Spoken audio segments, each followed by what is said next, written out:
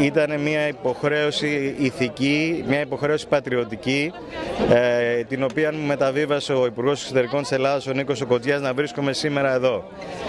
Πέρα από αυτή την ηθική υποχρέωση, το χρέος, όπως το ορίζει ο Καζαντζάκης, σήμερα πραγματικά δεν μπορείς να μην συγκινηθείς με αυτό που είδες εδώ.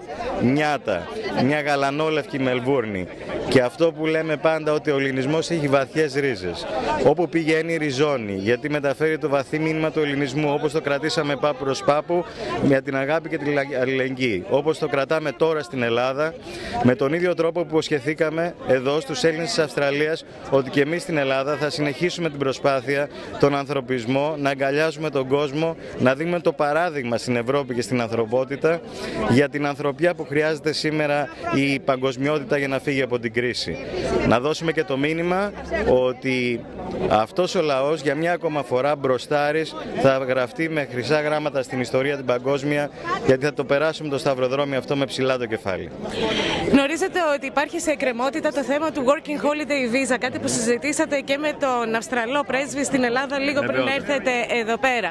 Έχετε να μας πείτε κάτι νεότερο σχετικά με αυτό? Έχει προχωρήσει αυτή η διαδικασία. Αρμόδια υπηρεσία που από την πλευρά της ελληνικής κυβερνήσεως θα χειρίζεται το θέμα είναι η Γενική Γραμματεία Νέας Γενιάς. Οπότε πλέον το θέμα θεωρείται λυγμένο, γιατί πλέον υπάρχει και η αντίστοιχη αρμόδια ελληνική αρχή. Μένουν τα τελευταία διαδικαστικά ανάμεσα στις δύο χώρες για να μπει μπροστά αυτή η διαδικασία. Μέχρι πότε θα καθίσετε στην Αυστραλία και ποιες πόλεις θα επισκεφτείτε με την ευκαιρία? Θα επισκεφτώ το Σίδνεϊ, την Αδελαΐδα, την πρωτεύουσα Καμπέρα και το Πέρθ.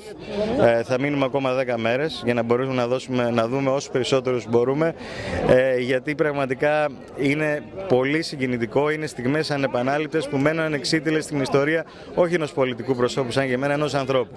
Σας ευχαριστώ, γιατί αυτό πράγματι δεν θα το ξεχάσω ποτέ στη ζωή μου. Εμείς σας ευχαριστούμε για την παρουσία σας εδώ. Να είστε καλά.